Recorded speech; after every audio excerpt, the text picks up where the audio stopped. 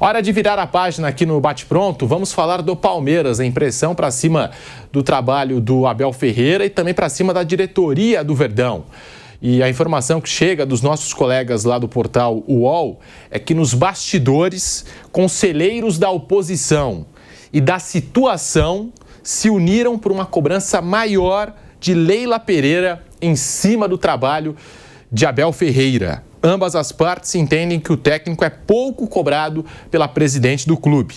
E essa não é a primeira vez que a insatisfação com a Leila une os dois lados do Conselho Deliberativo.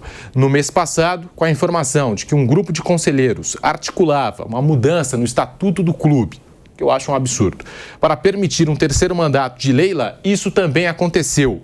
A oposição aguardava um movimento mais forte da situação para uma postura diferente da Leila e essa história de terceiro mandato também foi para o espaço. Até onde eu sei, acabou.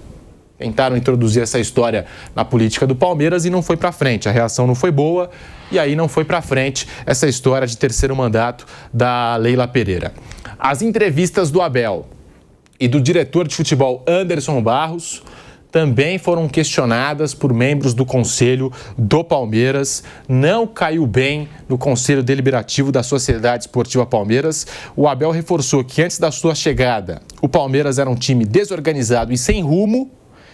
E o Anderson falou que a intenção do Palmeiras, da sua diretoria, é de renovar com o técnico português. O entendimento é de que o Abel tem carta branca para tomar qualquer decisão sem ser cobrado por Leila e Anderson Barros. Bruno Prado, tá aí, essa situação que vive o Palmeiras, agora pressão para cima também da Leila. Os conselheiros, tanto da oposição como da situação, querem que a Leila cobre mais do Abel Ferreira nos bastidores da Sociedade Esportiva Palmeiras. Bruno Prado. O conselheiro vai, se ganhar é tudo bom, se perder é tudo ruim, não tem muita diferença. Sim, o conselheiro ele faz parte da política do clube, né? Então ele vota, então você tem que ouvir, né? Tem que receber, tá bom, pô, legal, sua ideia, porque o cara vota, né? Então você tem que receber o cara, trocar uma ideia, né? Mas assim, é aquela coisa, se ganhar é tudo maravilhoso, se perder é tudo ruim.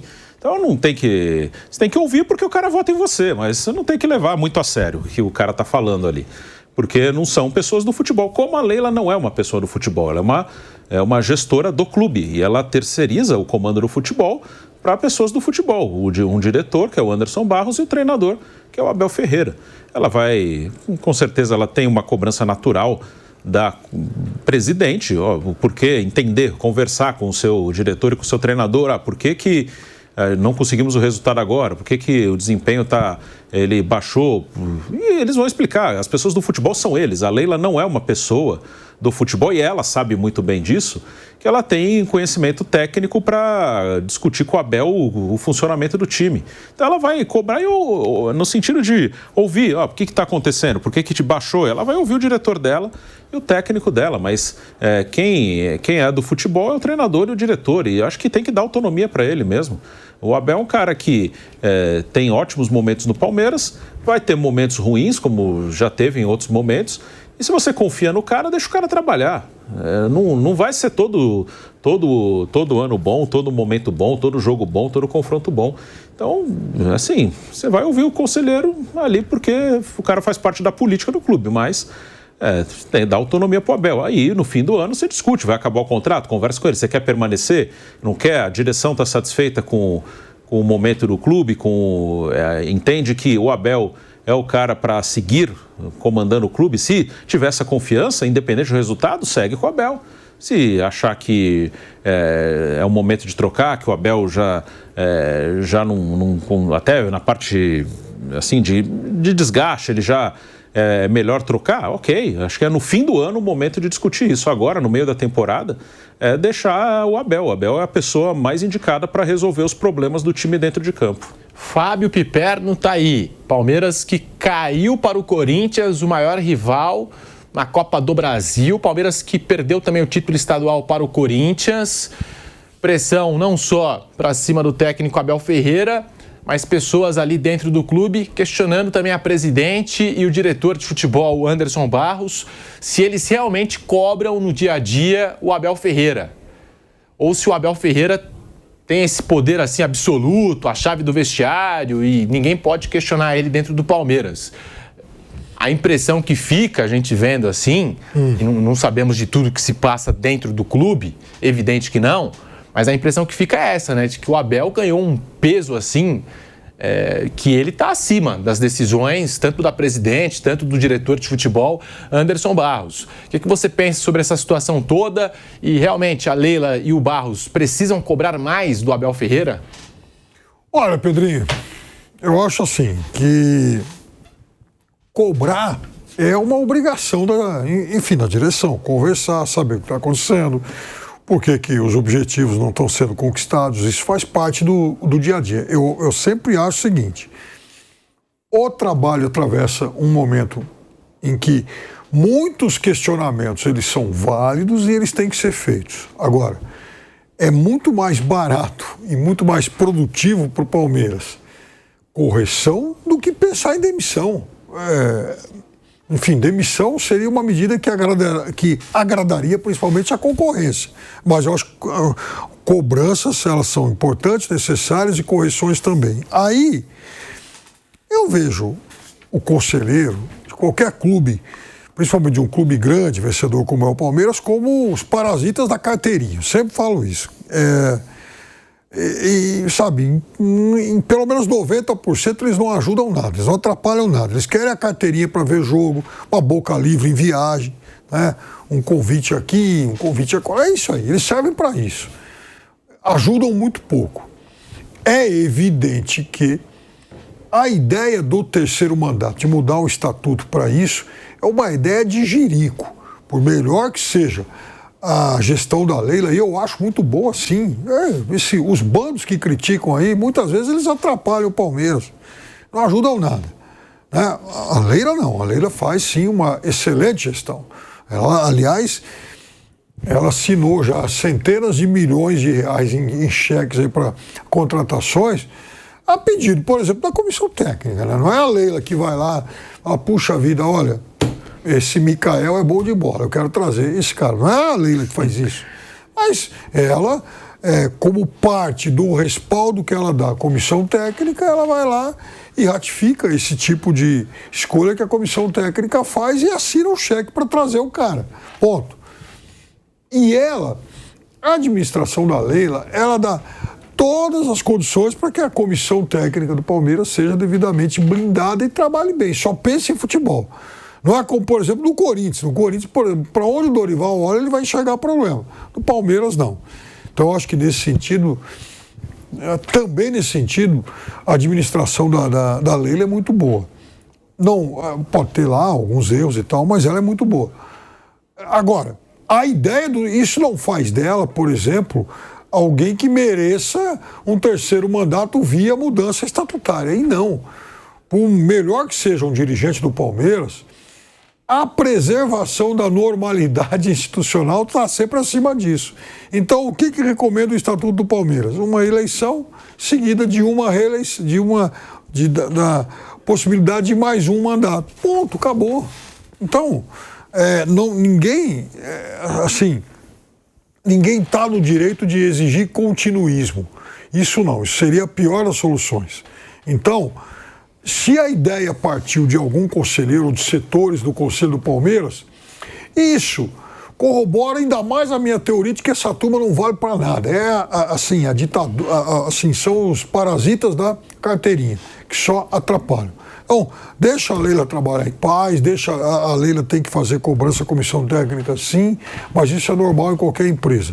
E eu acho que seria muito oportuno o Palmeiras até convocar lá um dia um encontro da comissão técnica do Palmeiras, como, por exemplo, os repórteres que cobrem o dia a dia, os canais que cobrem o Palmeiras, até para dar uma maior satisfação ao torcedor. Eu não acho que isso tenha que acontecer sempre, não.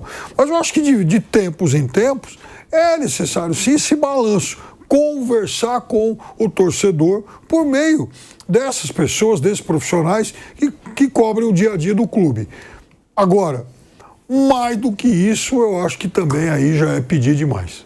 5 anos de contrato para o Mikael, 5 anos de contrato para o Facundo Torres, para o Sousa, que chegou agora, que pode até vingar com a camisa do Palmeiras, tal, mas para mim, jogador comum, assim, que você encontra, pode encontrar até na base do Palmeiras, que revela jogadores fantásticos e às vezes tem aquele cara mais ou menos assim, sabe, nota 7. Você pode encontrar um jogador, não precisa pagar 12 milhões de euros. Aliás, um jogador que, me desculpa, é comum, cara. Sobre base do Palmeiras... Não tá faltando umas contratações assim pro Palmeiras, de jogador que chega para resolver, uma estrela internacional, porque tá gastando muito dinheiro em jogador que não faz a diferença. Me fala uma coisa, Pedrinho, quem é o jogador que chega para resolver hoje, que tem vindo para cá? Não?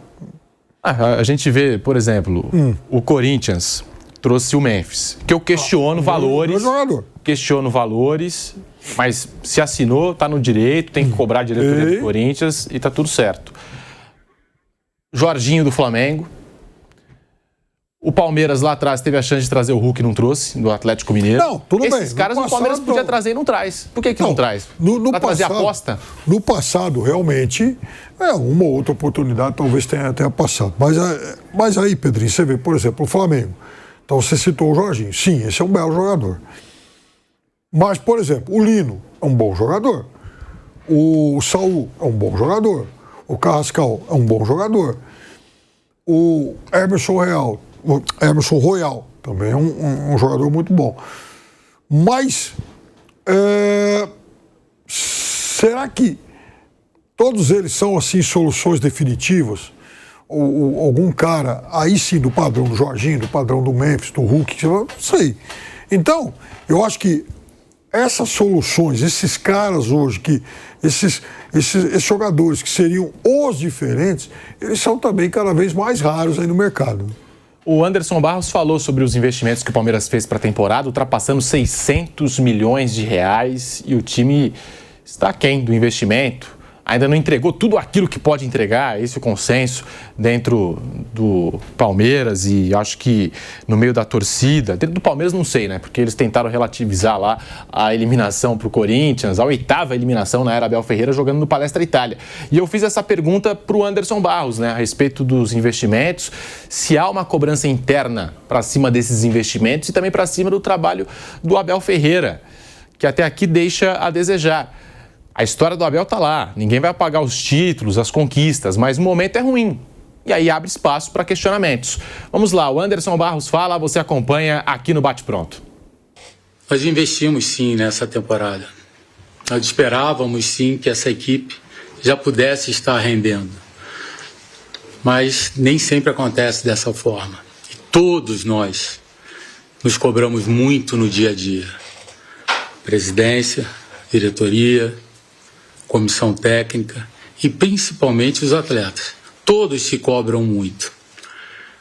A gente poderia considerar nessa sua fala, por exemplo, a questão do próprio Paulinho, né? Foi um grande investimento que nós fizemos.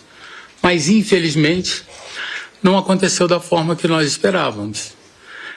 A participação dele no Mundial mostra, por exemplo, que tomamos a decisão certa ao trazê-lo. Mas, infelizmente, situações que fogem ao nosso controle acontecem, né? A gente não tem que estar preocupado porque um clube investiu tanto ou investiu menos. Importante que se invista para que o futebol ele tenha um crescimento. O Palmeiras, quando fala que ele investiu quase 500 milhões, ele trouxe jogadores como o Vitor Roque, ele trouxe jogadores como o Paulinho, como o Facundo Torres, trouxe o Emiliano Martinez, ele trouxe uma série de jogadores que contribuem para todos nós, para que o futebol seja competitivo. O questionamento que a gente tem que fazer, e que muitos fizeram aqui, é que nós não estamos conseguindo o rendimento compatível com tudo isso que a gente tem feito. E como disse o Rodrigo agora muito bem, nós precisamos encontrar aonde está esse erro. E aí que eu volto a tudo aquilo que a gente tem feito. A gente sabe o caminho, a gente tem que encontrar e vai encontrar esse caminho. Então a gente vai buscar sim, a gente vai encontrar outra peça para que a gente possa recompor e fortalecer essa equipe. Mas nós sabemos que os atletas que nós temos hoje dentro dessa equipe são extremamente capazes de levar o Palmeiras ao lugar que ele tem que estar. Pô, nós não podemos esquecer o que cada um desses jogadores recentemente fizeram nas suas equipes. Ele citou o Paulinho. A resposta, o Paulinho é craque, tem tudo para arrebentar em 2026 com a camisa do Palmeiras. É jogador que chega para fazer a diferença e foi importante quando entrou, quando esteve à disposição na Copa do Mundo de Clubes, mas o contexto precisa ser lembrado. Paulinho chega por 18 milhões de euros mais 2 jogadores. Puxando o valor de mercado do Patrick e do Gabriel Menino, é um negócio que ou empata ali com a negociação do Vitor Roque de 25,5 milhões de euros ou até supera a transferência do Vitor Roque, a contratação mais cara da história do futebol brasileiro, a contratação mais cara da história do Palmeiras. E aí você pagou todo esse valor, todo esse combo, para o Paulinho ficar no departamento médico. Porque o Galo devia saber da condição do Paulinho e, obviamente, topou liberar o jogador para o Palmeiras sem hesitar no negócio. Estou recebendo 18 milhões de euros, jogador que eu não sei qual a condição dele, que já jogou o ano de 2024 e o Paulinho admite que jogou aí 6 meses, né, com esse problema aí na canela, e vou receber ainda 2 atletas do Palmeiras. Então é óbvio que o Galo topou liberar um dos seus principais jogadores para o Palmeiras nessas condições. Então a gente tem que questionar até onde, né, foi boa essa contratação. E o time está sentindo falta do Paulinho também. Bruno Prado, então assim, a gente está falando aqui dos investimentos do Palmeiras, das contratações, 600 milhões de reais, né, agora com as chegadas do Sousa e do Kelvin, e o Palmeiras está no mercado para encontrar aí uma reposição para o Richard Rios. Agora que está saindo o Vanderlan, também tem essa informação, Vanderlan a caminho aí do Bragantino. O Palmeiras vai ter que buscar no mercado um lateral esquerdo, a não ser que tenha na base. O que é que você pensa aí dessas movimentações do Palmeiras e nesse momento aí de eliminação na Copa do Brasil para o rival Corinthians, dessa pressão, né? O torcedor volta a bater na tecla no ponto dos investimentos que foram feitos até aqui, Bruno Prado. Primeiro, eu acho que o mercado do futebol ele está muito caro, de todos. Acho que quando você traz um jogador de 25 milhões de euros, na teoria é um jogador para ser muito diferente. E não tem um jogador muito diferente à disposição do mercado sul-americano. Estou falando só os do Palmeiras, não. Samuel Lino é muito bom jogador, mas assim, ele não é um jogador muito acima da média do futebol nacional. Ele pode ser um dos melhores pontas jogando aqui, mas ele está no nível de outros que também jogam aqui, assim. E aí vai ter um momento melhor, um momento pior, como o Vitor Roque. Daqui a pouco pode começar a fazer gol com mais frequência e virar um dos melhores atacantes. Mas assim, dá a impressão que são jogadores muito acima do que tem aqui. E não são jogadores muito bons, que estão entre os melhores. Mas não é assim, chegou esse cara, ele é outro patamar em relação aos que jogam no futebol brasileiro. Não é. Ele está no nível dos melhores daqui. Então, os valores, no geral, do mercado de contratações, ele está altíssimo. O Palmeiras, por muitos anos, ele não fez grandes investimentos porque ele tinha um time base, mas esse time base envelheceu. E o Palmeiras teve que montar um novo time base. E hoje em dia, para você montar um time forte no futebol brasileiro, é muito caro. Os valores estão absurdos, os valores estão fora do normal, estão acima do nível que os jogadores têm na realidade. E não quer dizer que eles são maus jogadores, são bons jogadores, mas quando você contrata por esses valores, dá a impressão de que esse cara vai mudar o seu time. Não vai. Ele pode ser um cara para ajudar a montar um time bom coletivamente. Então o Palmeiras, quando ele escolhe ele tem que montar um novo time base, ele faz algumas contratações, ele escolhe alguns jogadores, que alguns não dão certo logo de cara, outros sim. E ele vai ter que ter paciência, já não vai todo ano gastar o que gastou esse ano. Nem pode fazer isso, porque senão a situação financeira que hoje é muito confortável, daqui a pouco não vai ser. Então o Palmeiras, o que ele tem que fazer agora? É insistir para o Facundo dar certo. É insistir para o Sousa dar certo. É insistir para o Maurício dar certo, para o Felipe Anderson, para o Paulinho. Quando o Palmeiras assume um risco, ele já sabia que o jogador estava lesionado, ele assume esse risco. Dá tempo para o Vitor Roque dar certo. Como lá atrás, o Palmeiras deu tempo para o Veiga dar certo, deu tempo para o Scarpa dar certo, deu tempo para o Zé Rafael dar certo, deu tempo para o Rony dar certo. Ele tem que fazer a mesma coisa. Deixar, gritar, protestar, xingar. Seguiu com convicção. Tem convicção que o Abel é o melhor treinador? Fica o Abel. Tem convicção que o Anderson é o melhor diretor? Fica o Anderson. Tem convicção nos reforços que fez? Dá tempo para os caras acertarem. O Palmeiras fez isso lá atrás. Com treinadores, nem tanto. Treinadores, ele até rodou bastante lá atrás, antes da chegada do Abel. Mas ele insistiu. O Veiga chega no Palmeiras em 2017. Ele vira titular em 2020. O Scarpa chega em 2018, vira titular mesmo em 2021. Na final da Libertadores contra o Santos, o Scarpa estava no banco. Ele já estava ali há mais de 2 anos no clube. Zé Rafael chega em 2019. Também em 20 que ele vira um segundo volante, o Luxemburgo coloca ele aí, e ele vira titular. O Rony nos primeiros meses muito contestado, depois virou um jogador muito importante. Então o Palmeiras tem que fazer exatamente a mesma coisa. Escolheu esses caras, agora insiste com os caras, faz o cara dar certo. E comissão técnica, Piperno? Antes da era Abel Ferreira, o Palmeiras tentou 3 técnicos que tiveram passagem por seleção brasileira no currículo em sequência. Passou Felipão, Mano Menezes, Vanderlei Luxemburgo. O Felipão, embora tenha sido campeão brasileiro em 2018, eu acho que o Palmeiras queria dar um passo adiante, queria dar um passo a mais. Talvez esse passo a mais, a conquista da Libertadores. Chegou o Abel Ferreira, que até então era desconhecido aqui no cenário do futebol brasileiro, chegou e não conquistou apenas uma Libertadores, mas 2 Libertadores no ano só.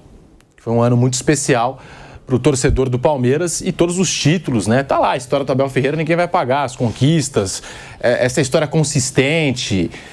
O Palmeiras está falando aí de 11, 12 títulos, né, que tem o Abel Ferreira. Tá lá a história do Abel, mas o momento do Abel Ferreira é ruim.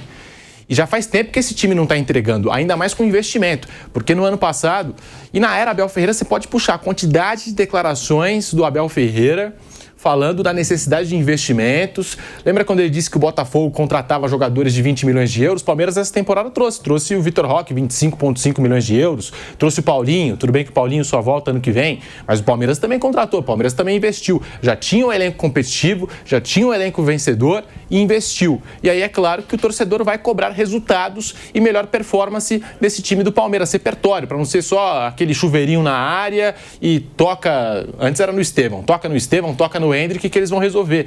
Tá faltando também esse individual, hein? O Estevão, para alguns, saiu aí como o vilão, e eu discordo completamente disso. Acho que se não fosse o Estevão, o Palmeiras não pegaria nem G4 do Campeonato Brasileiro do ano passado. E o Hendrick também foi decisivo, o Hendrick, para aquela conquista em 23. Mas está faltando esse individual. Por isso que eu falo que Sousa e Torres são comuns, porque são jogadores de profundidade, velocistas, que chegam no fundo do campo e tocam a bola, que fazem o cruzamento. Não é o jogador do drible, que tem aquele diferencial. Então tem essa cobrança para cima do trabalho da comissão técnica, não só para cima do Anderson Barros, da diretoria, pelos investimentos que foram feitos, e acho que até nos investimentos que foram feitos tem o dedo do Abel, porque eu não consigo acreditar que a Leila Pereira vai contratar esses jogadores todos sem a aprovação do Abel Ferreira. Então, queria que você falasse desse momento, né, da comissão do Abel Ferreira.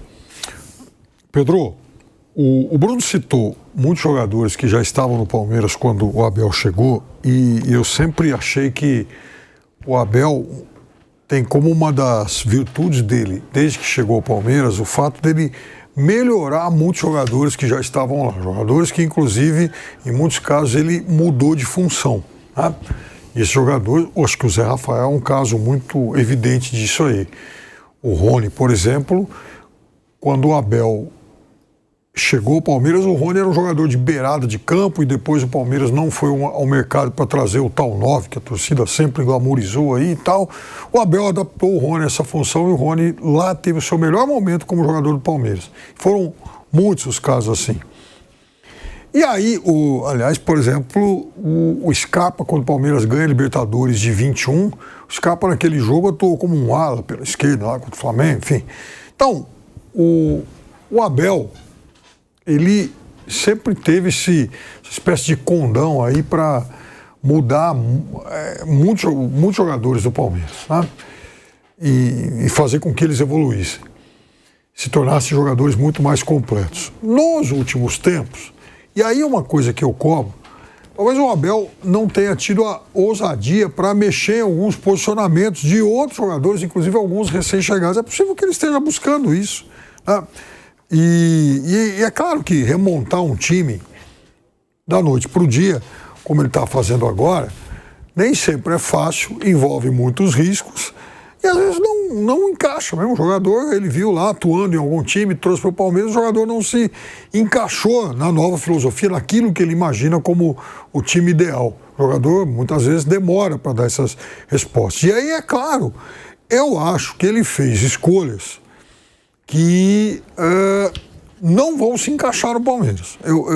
Veja, Da mesma forma que ele acertou muito com jogadores que ele herdou e com alguns jogadores que chegaram ao Palmeiras até o início de 22, e eu falo início de 22 porque, o Murilo talvez tenha sido o último dessa fase de muito êxito, mas de 22 para frente, por exemplo, ele trouxe aquela baciada lá com o Tabata, com o Atuesta, enfim, jogadores que não deram muito certo naquele momento. Agora, enfim, o Palmeiras tem um outro ciclo em que vários jogadores chegaram e a gente ainda não sabe se serão jogadores que darão o mesmo retorno daqueles que chegaram até o Murilo ou se serão jogadores que passarão, por exemplo, pelo clube sem deixar saudades, como aqueles de 22, o Rafael Navarro, outro que eu estava querendo lembrar. Né? O Navarro, a Atuesta, Tabata. Então, honestamente, eu não sei, mas eu suspeito que alguns jogadores, como, por exemplo, Facundo, como o Mikael, eles estão mais para essa turma de 22 do que para aqueles jogadores que chegaram até o Murilo. Mas isso acontece na vida de qualquer clube. Eu só acho que está faltando também a comissão técnica do Palmeiras dialogar mais com o torcedor, mas não com esse torcedor que vai para a bancada xingar.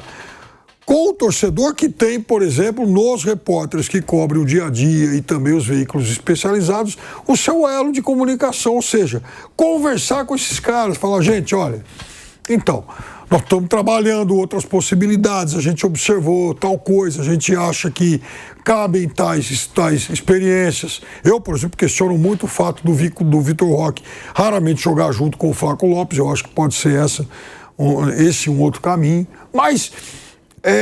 veja, eu insisto nisso, que eu repito que é muito mais fácil correção do que demissão em relação ao trabalho do Abel.